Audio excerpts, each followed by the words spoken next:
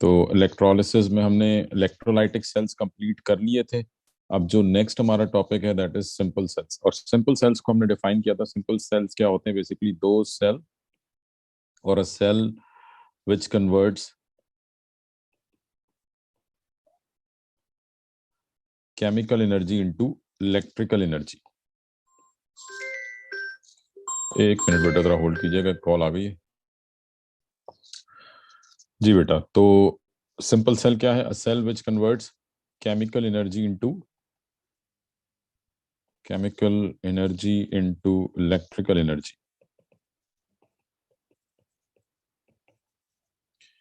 ठीक है जी। A cell which converts chemical energy into electrical energy that is called simple cell. ये simple electrolytic cell जो है वो हम इसको कह सकते हैं। ठीक है। तो मतलब ये तो सिंपल डेफिनेशन हो गई। अब इसमें जो मैंने आपसे लास्ट टाइम बात की थी कि सिंपल सेल्स में और इलेक्ट्रोलाइटिक सेल्स में जो मेजर डिफरेंस है वो क्या है कि इसमें हमारे पास दो डिफरेंट इलेक्ट्रोड्स होते हैं। यानी लेट सपोज अगर मेरे पास ये, अच्छा इसमें एक चीज ये ध्यान में रखिएगा कि इसमें से कोई बहुत ज्यादा कोई मुश्किल सवाल आने वाले नहीं है। ठीक है। वैसे भी ये टॉपिक नेक्स्ट मतलब जो न्यू सिलेबस है उसमें से ये टॉपिक निकाल दिया गया है। ठीक है।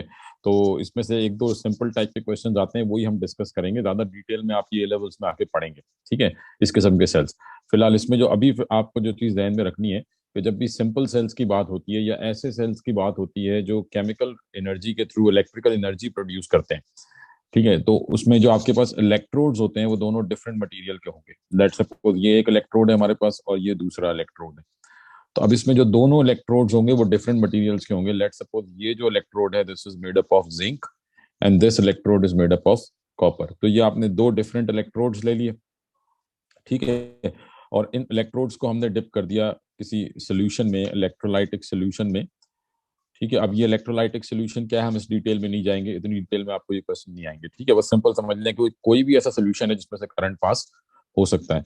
और इन दोनों को हमने कनेक्ट कर दिया थ्रू वायर। ठीक है। और इन दोनों के दरमियान या तो आप एक बल्ब लगा सकते हैं या वोल्ट मीटर लगा सकते हैं जस्ट टू फाइंड आउट कि करंट प्रोड्यूस हो रहा है या नहीं हो रहा।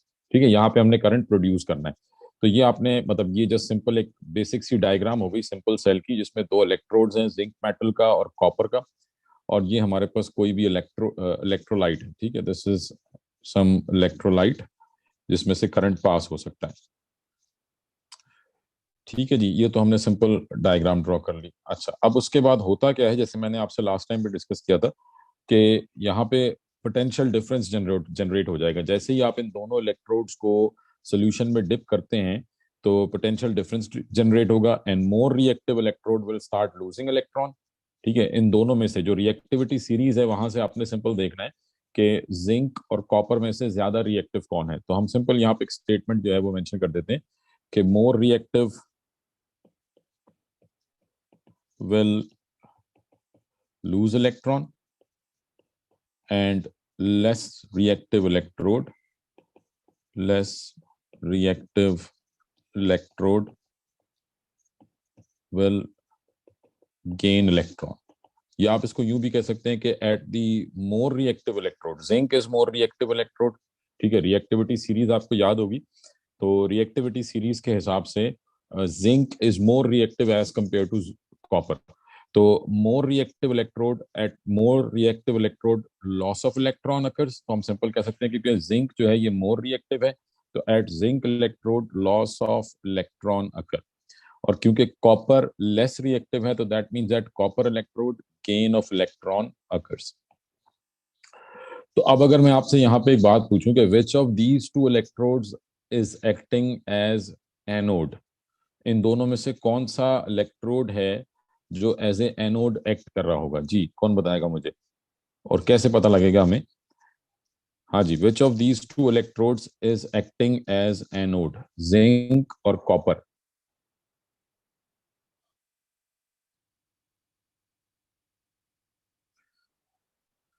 जी, जिंक इज एक्टिंग एज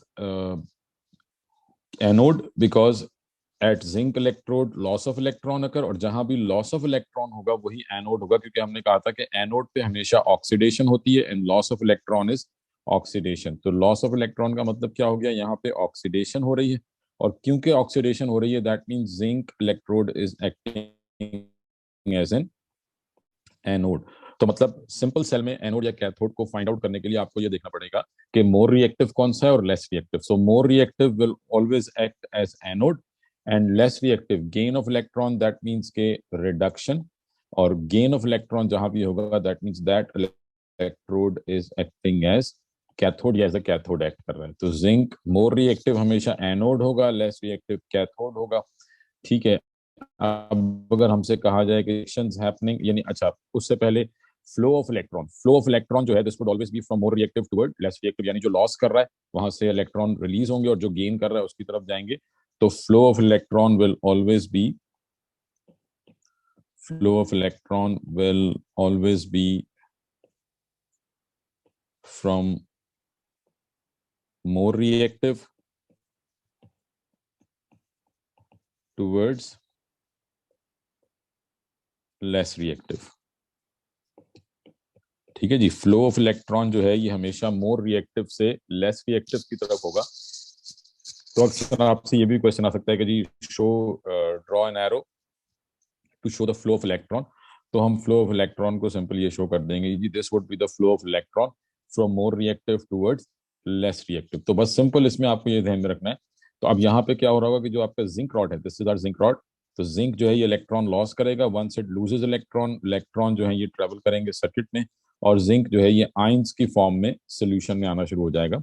तो एट जिंक रॉड रिएक्शन क्या होगा, at zinc rod which is acting as anode, zinc rod पे रिएक्शन क्या हो रहा है, zinc loses electron. How many electrons हमें मालूम है, जिंक 2 इलेक्ट्रॉन लॉस करता है टू बिकम जिंक आयन. तो ये तो रिएक्शन हो गया एट जिंक रॉड. और ऐसी अगर आपसे पूछा जाए कि जी एट कॉपर रॉड, ठीक है, which is acting as cathode, तो फिर जब कॉपर रॉड का रिएक्शन पूछा जाएगा तो आपको सोल्यूशन में मौजूद आयंस के बारे में बताया जाएगा. सो मतलब ऑब्वियसली ये कोई भी एक्वस सोल्यूशन होगा, और एक्वस सोल्यूशन होगा तो दैट मीन्स के H प्लस आयन सोल्यूशन में मौजूद होंगे. तो H प्लस आयन की रिएक्टिविटी कम है, तो H plus ion will move towards the cathode. और कॉपर रॉड, तो एट कॉपर रॉड रिएक्शन क्या होगा, 2H plus gains 2 electron to become hydrogen gas. तो ये केमिकल रिएक्शंस हो रहे हैं, बट अल्टीमेटली हमारा पर्पस क्या था, to the flow of electron, to generate electricity. तो जब ये जिंक ने इलेक्ट्रॉन लॉस किए, जिंक लूजेस इलेक्ट्रॉन फ्लो करेंगे. तो जब इलेक्ट्रॉन फ्लो करेंगे तो ये जो बल्ब होगा दिस वुड स्टार्ट ग्लोइंग, ये ग्लो करेगा, एंड दैट मीन्स के करंट फ्लो कर रहा है. या अगर ये वोल्ट मीटर होगा तो यहाँ पे कुछ ना कुछ रीडिंग जो है वो आ जाएगी, इलेक्ट्रॉन्स इस डायरेक्शन में फ्लो कर रहे हैं. तो ये सिंपल सा कॉन्सेप्ट है सिंपल सेल्स का, जो कि आपको समझना है कि 2 डिफरेंट रॉड्स होंगी, एक मोर रिएक्टिव होगा, एक लेस रिएक्टिव होगा. मोर reactive will lose electron, less reactive will gain electron. अब सिंपल ये आपको डिसाइड करना होगा कि मोर रिएक्टिव कौन सा है और लेस रिएक्टिव कौन सा है. जी, यहां तक बात क्लियर है बेटा? इसमें किसी को कोई क्वेश्चन, कोई कंफ्यूजन? सर ये जो आपने बल्ब वाली बात की है तो रिपीट कर देंगे, इसमें थोड़ा मुझे नहीं आया समझ में. पता बल्ब मोर रिएक्टिव, बेटा हुजैफा आप क्लास में नहीं थे ना असल में, पिछली दोनों क्लासेस में तो हमने रिएक्टिविटी सीरीज लिखी थी.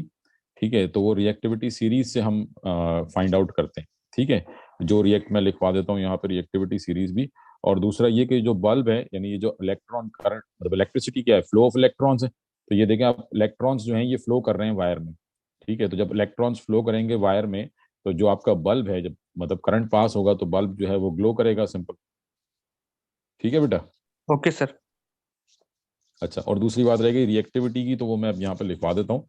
जिनके पास नहीं है वो नोट कर लें. Potassium, sodium, calcium, magnesium, aluminium, zinc, iron, tin, lead, hydrogen, copper, mercury, silver, gold. ठीक है, ये रिएक्टिविटी सीरीज कहलाती है. दिस इज नोन एज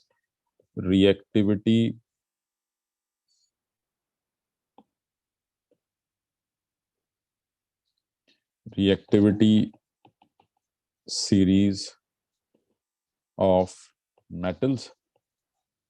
ठीक है, और इसमें जैसे जैसे हम नीचे जा रहे हैं रिएक्टिविटी डिक्रीजेस, रिएक्टिविटी कम होती जाती है. ठीक है, तो अब हमने जो 2 मेटल्स लिए थे कौन कौन से, जिंक और कॉपर. तो आप देखें जिंक जो है ये रिएक्टिविटी सीरीज में पहले आ रहा है. ठीक है, तो इसका मतलब जिंक इज मोर रिएक्टिव मतलब सिंपल आपको रिएक्टिविटी सीरीज देख के डिसाइड करना है, and copper is less reactive.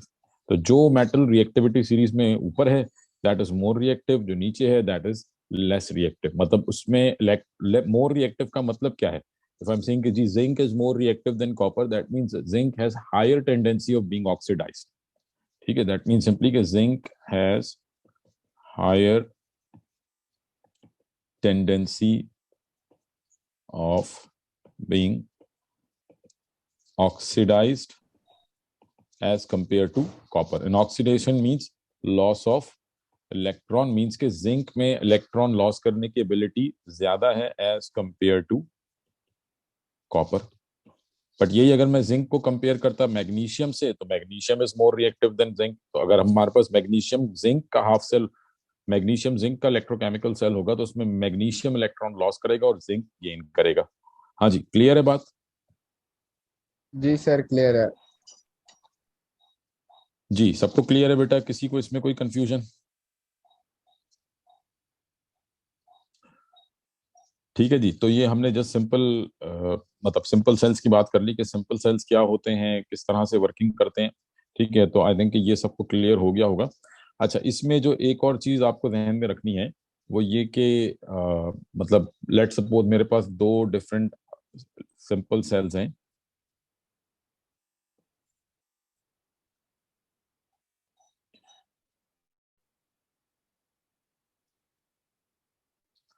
ठीक है जी, एक में हमने दो रॉड्स बना दी यहाँ पे और ये दो रॉड्स इसमें हैं।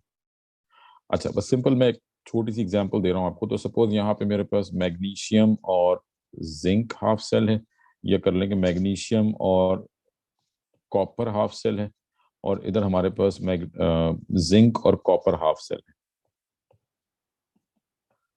ठीक है, और इन दोनों को आपने बल्ब से कनेक्ट कर दिया।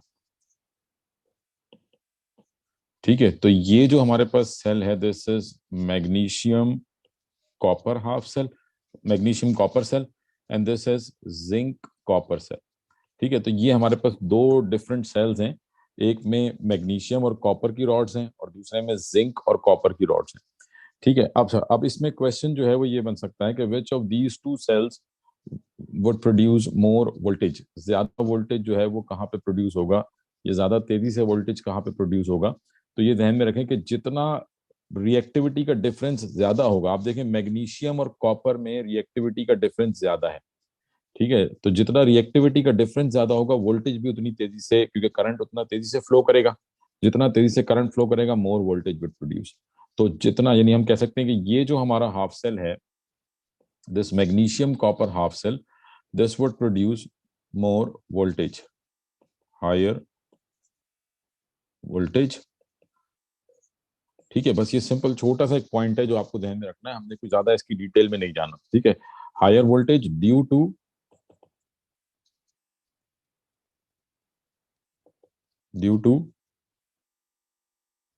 Larger difference of reactivity. ठीक है, जितना रिएक्टिविटी का डिफरेंस ज्यादा होगा उतना ज्यादा वोल्टेज, उतना तेजी से जो है वो करंट फ्लो करेगा, ज्यादा वोल्टेज प्रोड्यूस करेगा। लेकिन यानी ये तो एक हो गया इसका एडवांटेज। अब इसका डिसएडवांटेज क्या है कि ये जो आपका सेल है मैग्नीशियम कॉपर, जिसमें रिएक्टिविटी का डिफरेंस ज्यादा है, ये आप कह लें कि इसमें जो ये तेजी से ड्रेन आउट होगा, इसकी जो बैटरी है, मतलब ये जो सेल है, ये जल्दी इसकी चार्जिंग खत्म हो जाएगी। ठीक है, ये आप कह लें कि लॉन्ग लास्टिंग सेल होगा। ठीक है, ये इतना जल्दी जो है वो ड्रेन नहीं करेगा। मैग्नीशियम कॉपर सेल जो है ये, मतलब आप कह लें कि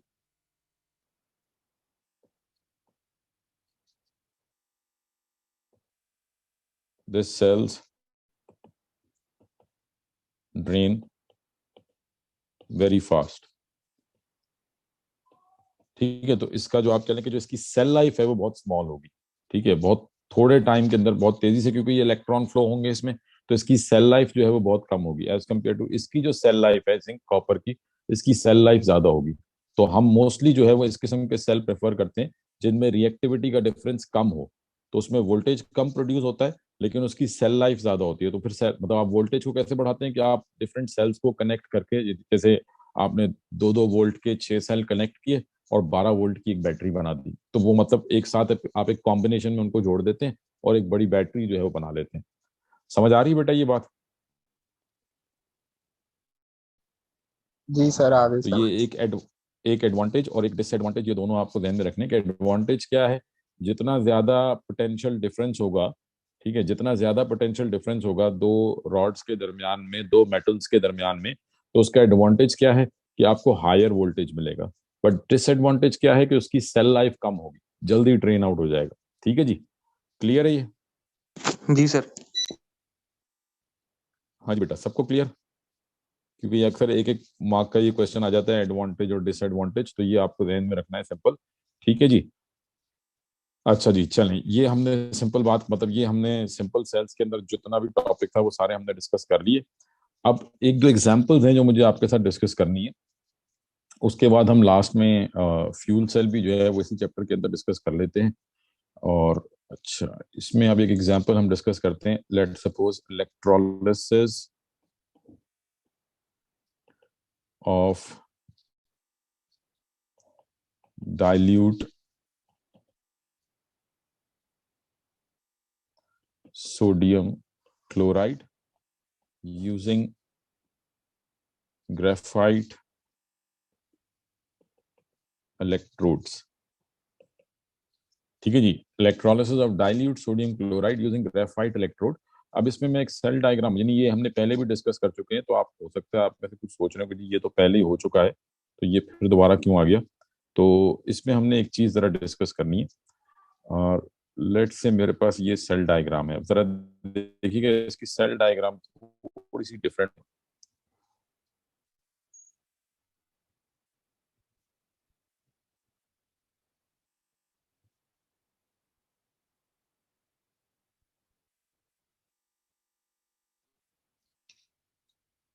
अच्छा जी, अब इसमें क्या है कि हमने दोनों, ये हमारे इलेक्ट्रोड्स हैं और इन इलेक्ट्रोड्स को हम कवर करेंगे।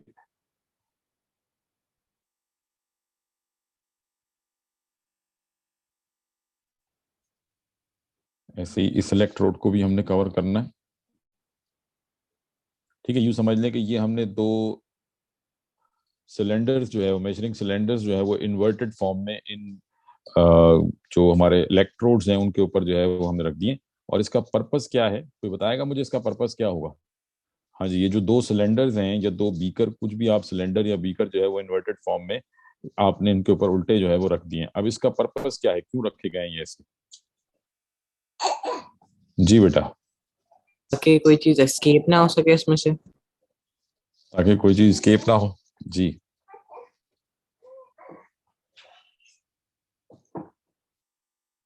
हाँ जी बेटा, बेसिकली ये इसका पर्पस क्या है कि आपने, हमने कलेक्शन ऑफ गैसेस पढ़ी थी ना, ये कलेक्शन ऑफ गैस है। आपने इसके ऊपर जो है वो दो सिलेंडर रख दिए, ताकि अगर कोई, इससे पहले हमारे पास क्या थे, इलेक्ट्रोड्स ओपन थे, तो जो भी गैस बन रही थी वो रिलीज हो रही थी। बट यहाँ पे क्या है कि आप दोनों के ऊपर, दोनों इलेक्ट्रोड्स के ऊपर आपने जो है वो सिलेंडर रख दिए, ताकि अगर कोई भी गैस रिलीज हो या फॉर्म हो तो वो स्केप ना करे, आपने उसे कलेक्ट करना है। ठीक है, तो ये कलेक्शन पर्पज के लिए आपने जो है वो दोनों तरफ जो है वो सिलेंडर्स रख दिए हैं। और अब इन दोनों को जो है वो हम कनेक्ट कर देते हैं। लेट से ये हमारे पास वायर आ रही है, ठीक है, ये जस्ट सिर्फ समझाने के लिए हमने यहाँ पे ये कैथोड और एनोड बना दिए। ठीक है, और ये बैटरी हमने शो कर दी, ये प्लस टर्मिनल है, ये माइनस टर्मिनल है। अच्छा, अब इलेक्ट्रोलाइट क्या है? इलेक्ट्रोलाइट है एक्वस सोडियम क्लोराइड। ठीक है, तो सपोज ये हमारे पास इलेक्ट्रोलाइट है। ठीक है जी, और ये जो इलेक्ट्रोड्स हैं ये भी डिप होंगे इलेक्ट्रोलाइट के अंदर। ठीक है जी।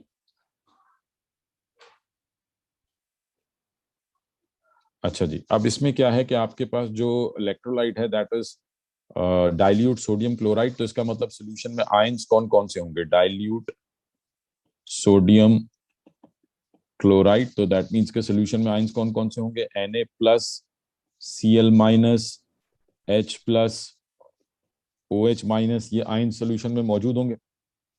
और अगर हमसे पूछा जाए कि जी the reaction happening at the cathode, cathode पे क्या रिएक्शन हो रहा है एट कैथोड, तो कैथोड पे कौन से आयंस जाएंगे? Positive ions. ठीक है, कैथोड कौन सा terminal, this is our cathode, negative electrode. अच्छा, इसमें चलें ये पहले कंप्लीट कर ले, फिर मैं वापस जाता हूँ। एक चीज पीछे हमने मिस कर दी है, चलें पहले उसको देख लें। ये जो हमने सेल डायग्राम बनाई थी ना ऊपर सिंपल सेल की, इसमें याद रखिएगा बेटा, मैंने पहले भी आपको वैसे ये बताया था बट फिर दोबारा लिख देता हूँ। यहाँ पे हमने एनोड किसे कहा है, मोर रिएक्टिव को, और एनोड सिंपल सेल्स में एनोड को रिप्रेजेंट करते हैं नेगेटिव से। मैंने आपसे कहा था ना साइन चेंज हो जाते हैं सिंपल सेल में और इलेक्ट्रोलाइटिक सेल में, तो यहाँ पे anode would be represented by, और इसका जो सिंबल होगा वो माइनस होगा, क्योंकि यहाँ से इलेक्ट्रॉन जा रहे हैं इसलिए हम इसको माइनस से रिप्रेजेंट करते हैं, और जिस तरफ जा रहे हैं तो उसको प्लस से शो करते हैं। मतलब in simple cells anode is represented by negative minus and cathode is represented by plus. और यही चीज जब हम इलेक्ट्रोलाइटिक सेल में देखते हैं तो चेंज हो जाता है। यहाँ पे जो आपका कैथोड है वो क्योंकि नेगेटिव टर्मिनल से कनेक्टेड है इसलिए इसको कैथोड कहते हैं, और जो पॉजिटिव टर्मिनल से कनेक्टेड है इसको एनोड कहते हैं। बाकी डेफिनेशन वही है, anode is where oxidation occur, cathode is where reduction occur. ठीक है, ये क्लियर है बेटा, बात समझ में आई है सबको? ठीक है, ये तो ये थोड़ा सा एक डिफरेंस है जो कि आपको ध्यान में रखना है। चलें अब हम रिएक्शंस की तरफ आते हैं। तो कैथोड की तरफ मुझे पता है कि जी सोडियम आयंस मूव करेंगे, H प्लस आयन मूव करेंगे, और क्योंकि सोडियम की रिएक्टिविटी बहुत ज्यादा है तो ये जो सोडियम आयन है काफी ज्यादा स्टेबल होगा, तो H प्लस आयन जो है ये रिएक्शन करेगा, तो 2H plus will gain 2 electron to become hydrogen gas. तो कैथोड पे कौन सी गैस बन रही होगी, हाइड्रोजन गैस। तो लेट से ये हाइड्रोजन गैस के मॉलिक्यूल्स हैं जो कि हमने यहाँ कलेक्ट कर लिए। ठीक है, ऐसे ही एनोड की तरफ जो है वो कौन से आयंस जाएंगे एट एनोड। एनोड पे क्लोराइड आयंस हैं और हाइड्रोक्साइड आयंस हैं, और क्योंकि हमने मेंशन किया है कि सॉल्यूशन डाइल्यूट है तो that means hydroxide ions will move, और हाइड्रोक्साइड आयंस मूव करेंगे तो इक्वेशन फिक्स्ड है, 4OH minus gives 2H2O plus O2 plus 4 electrons. ठीक है, ये आपने इक्वेशंस लिख दी। अच्छा, तो जो ऑक्सीजन मतलब एनोड पर कौन सी गैस बन रही है, ऑक्सीजन। ठीक है, ये एनोड पे गैस आ गई, ऑक्सीजन गैस आ गई। अच्छा, अब हम एक काम करते हैं, हम ये कैथोड और एनोड के दोनों रिएक्शंस को मिला के एक साथ एक फाइनल रीडॉक्स इक्वेशन लिखते हैं। ठीक है, ये जस्ट एक चीज, मतलब ये पेपर में आपको लिखने को नहीं आनी, जस्ट एक चीज को एक्सप्लेन करने के लिए, कॉन्सेप्ट को क्लियर करने के लिए मैं दोनों इक्वेशंस को मिला के एक साथ लिखूंगा, रीडॉक्स इक्वेशन बनाऊंगा। तो एनोड पर रिएक्शन क्या हो रहा है, 4OH minus gives 2H2O plus O2 plus 4 electron. ये ऑक्सीडेशन की इक्वेशन आ गई, हाफ इक्वेशन आ गई। कैथोड का रिएक्शन क्या है, 2H plus loses 2 electron to become hydrogen gas. अब अगर मुझे दोनों इक्वेशंस को मतलब कंबाइन करना है तो हमने पढ़ा था कि लॉस एंड गेन जो है वो, अच्छा ये इलेक्ट्रॉन मैंने गलत साइड पे लिख दिया,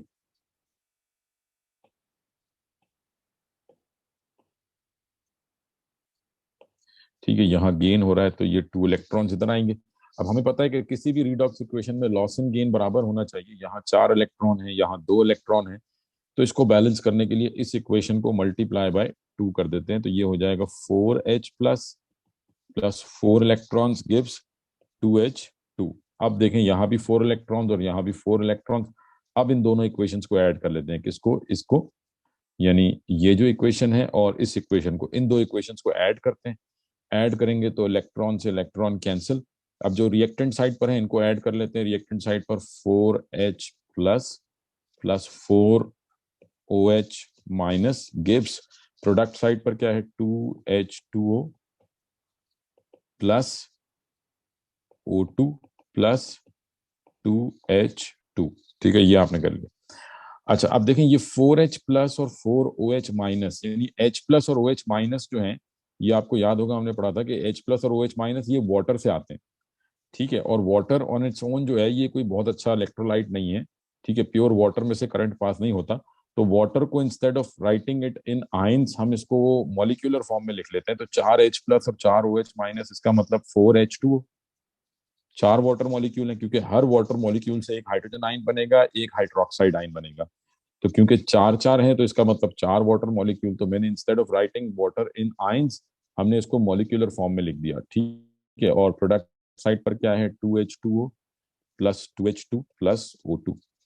अब 4 वाटर मॉलिक्यूल हैं, रिएक्टेंट साइड पर 2 हैं, प्रोडक्ट साइड पर तो कैंसिल आउट हो जाएंगे। तो रिएक्टेंट साइड पर कितने रह गए, 2H2O gives 2H2 plus O2। ये एक फाइनल इक्वेशन बन गई मेरे पास।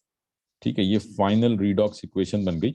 और यहां से अगर आप देखें तो इसका मतलब क्या है कि जब वाटर की इलेक्ट्रोलिसिस होगी, वाटर में से करंट पास करेंगे तो हमें क्या मिलेगी, हाइड्रोजन गैस और ऑक्सीजन गैस। तो बताने का मकसद ये है कि बेसिकली ये जो पूरा प्रोसेस हुआ है, इसमें कैथोड पे कौन सा, मतलब कैथोड पे किस आयन ने रिएक्शन किया है, हाइड्रोजन आयन ने।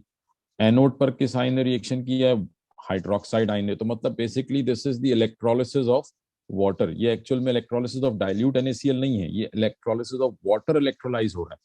लेकिन क्योंकि वाटर ऑन इट्स ओन टूटता नहीं है, पानी में से करंट पास नहीं होता, तो इसलिए हमें उसे, मतलब उसमें कोई सॉल्ट ऐड करना पड़ता है so that it breaks into ions, और फिर इसमें से करंट पास हो सके। लेकिन ये थोड़ा सा हम, अब मतलब आप कह लें कि ये थोड़ा सा हम जरा हायर लेवल पे चले गए। बस इसको फिलहाल आप इतना ध्यान में रखें कि वाटर में से अगर हमें करंट पास करना होता है तो हमें उसे इम्प्योर करना पड़ता है, उसमें कोई सॉल्ट ऐड करना पड़ता है, कोई एसिड ऐड करना पड़ता है, ताकि वाटर आइंस में टूटे और फिर जो है वाटर के आयंस जो है वो मूव करेंगे। अगर मैं सिंपल यहाँ पे लिखता ना इलेक्ट्रोलिसिस ऑफ वाटर, तो पॉसिबल ही नहीं है, नहीं हो सकती। जी, यहाँ तक बात समझ में आ रही है आपको?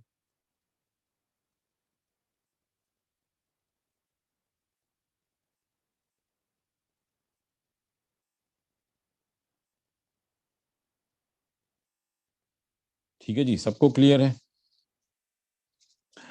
अच्छा, अब देखें, इसमें एक चीज आपको और देखनी है, असल जो चीज मैंने डिस्कस करनी थी। देखें, हमारे पास एनोड पे बन रही है ऑक्सीजन गैस, कैथोड पे बन रही है हाइड्रोजन गैस। अब यहाँ पे एक काम मैंने किया है, अगर आप देखें तो जो ऑक्सीजन गैस का वॉल्यूम है, this is the volume of oxygen gas, volume collected of oxygen gas, and this is the collected volume of hydrogen gas. और अगर आप यहाँ पे तो थोड़ा सा देखें, मतलब ये जानबूझ के मैंने ऐसा ड्रॉ किया है कि the volume of hydrogen gas is double that of oxygen gas. Suppose अगर ये हाइड्रोजन गैस का वॉल्यूम 20 सेंटीमीटर क्यूब है, तो ऑक्सीजन गैस का वॉल्यूम 10 सेंटीमीटर क्यूब है। ऐसा क्यों है? Why is the volume of hydrogen gas is double that of oxygen gas? ऐसा क्यों हो रहा है? हाँ जी,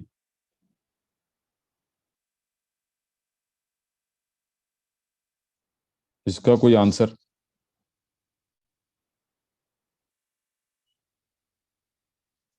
2 moles of hydrogen are produced. ठीक है, अगर आप देखें जो अभी हमने फाइनल इक्वेशन लिखी है, इसमें अगर आप देखें तो 2 moles of water produces 2 moles of hydrogen and 2 moles of oxygen. यानी कि हाइड्रोजन और ऑक्सीजन का जो मोलर रेशियो है वो 2:1 है। यानी जब भी आप वाटर की इलेक्ट्रोलिसिस करेंगे, वाटर का फॉर्मूला क्या है, H2O। वाटर में हाइड्रोजन और ऑक्सीजन का रेशियो क्या है, 2:1। तो जब भी वाटर ब्रेक डाउन होगा तो हाइड्रोजन और ऑक्सीजन 2:1 के रेशियो में मिलेंगे, यानी जितना ऑक्सीजन बनेगा हाइड्रोजन उसका डबल बनेगा। ठीक है, and this was the experiment through which we determined the formula of water. मतलब ये जो वाटर का फॉर्मूला है, ठीक है, ये मतलब इस एक्सपेरिमेंट के थ्रू हमने वाटर का ये फॉर्मूला ड्राइव किया था कि वाटर में हाइड्रोजन का और ऑक्सीजन का रेशियो 2:1 है। That means the formula of water is H2O। मतलब आप कभी भी वाटर का इलेक्ट्रोलिसिस करो तो you'd get the same volume, के हाइड्रोजन का जो वॉल्यूम होगा वो ऑक्सीजन के वॉल्यूम के डबल होगा। पेपर में अक्सर क्या होता है कि अननोन कोई सब्सटेंस दे देते हैं और आपको ये दो गैसेस दिखा देंगे, और एक इलेक्ट्रोड पर, दूसरे मतलब कैथोड पर जो भी गैस बन रही होगी उसका वॉल्यूम एनोड वाली गैस के डबल होगा। तो आपसे पूछेंगे बताएं ये कौन सी गैस है, तो आपने सिंपल लिख देना जी हाइड्रोजन एंड ऑक्सीजन। ठीक है, क्योंकि जब भी वाटर ब्रेक होगा तो जो गैसेस बनेंगी वो 2:1 के रेशियो में बनेंगी। जी, क्लियर है ये बात?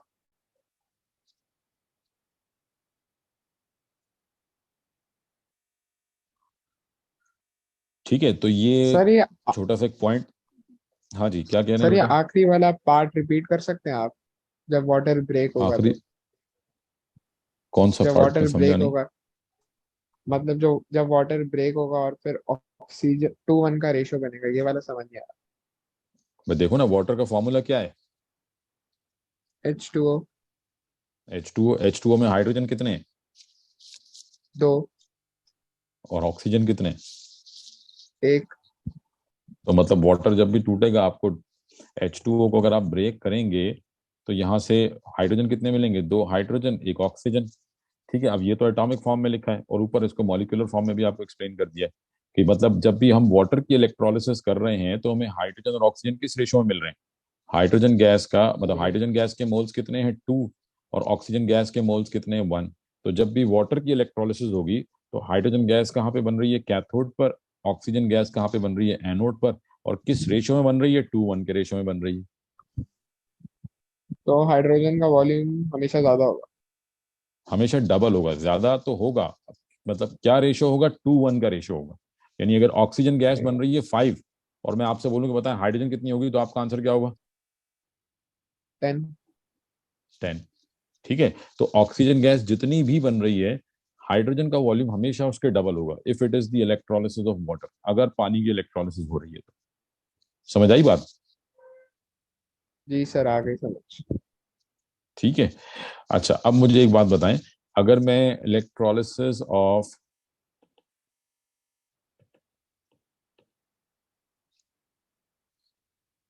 एक्वस HCl करता हूं, ठीक है, हाइड्रोक्लोरिक एसिड की इलेक्ट्रोलिसिस करता हूं, तो पहले तो मुझे बताएं सोल्यूशन में आयंस कौन कौन से होंगे, which ions will be present in the solution if we do the electrolysis of aqueous hydrochloric acid, तो सोल्यूशन में कौन से आयंस होंगे? हाँ जी।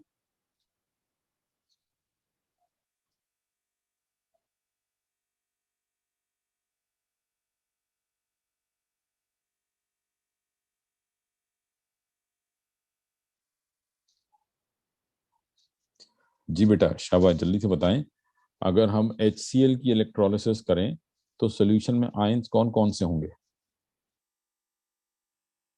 H plus H sign plus ion, Cl minus ion और OH माइनस आयन। ठीक है, HCl से H प्लस आयन आएगा, Cl माइनस आएगा, और क्योंकि एक्वस है तो वाटर से भी H प्लस आएगा, तो दोबारा लिखने की जरूरत नहीं है, और वाटर से हाइड्रोक्साइड आयन आएगा। तो अब अगर हम यहाँ पे भी गैस कलेक्ट करें, ठीक है, तो कैथोड पर तो H प्लस आयन ही जाएगा, तो इसका मतलब कैथोड पर गैस कौन सी बनेगी? Hydrogen gas. और एनोड पर, क्योंकि हमने यहाँ पे कोई डाइल्यूशन मेंशन नहीं की, तो इसका मतलब क्लोराइड आयन जाएंगे, तो एनोड पर गैस कौन सी बनेगी? क्लोरीन गैस बनेगी। ठीक है, अब मुझे बताएं कि ये जो हाइड्रोजन और क्लोरीन गैस बनेगी, ये किस रेशो में बनेगी? ये 2:1 के रेशो में बनेगी, 2:4 के रेशो में बनेगी, 1:1 के रेशो में बनेगी, या 1.5 के रेशो में बनेगी? जी, क्या रेशो होगा? 1:1 होगा सर। 1:1 सर। 1:1, ठीक है, क्योंकि HCl में हाइड्रोजन का और क्लोरीन का रेशो क्या है? HCl में हाइड्रोजन का और क्लोरीन का रेशो है 1:1, तो इसका मतलब 1:1 के रेशो में बनेगी। ठीक है, तो ये एक छोटा सा क्वेश्चन था, तो आई होप ये सबको क्लियर हो गया होगा। ठीक है जी, यहाँ तक किसी का कोई क्वेश्चन कुछ पूछना हो इसमें, क्लियर है ये? हाँ जी, सबको क्लियर है?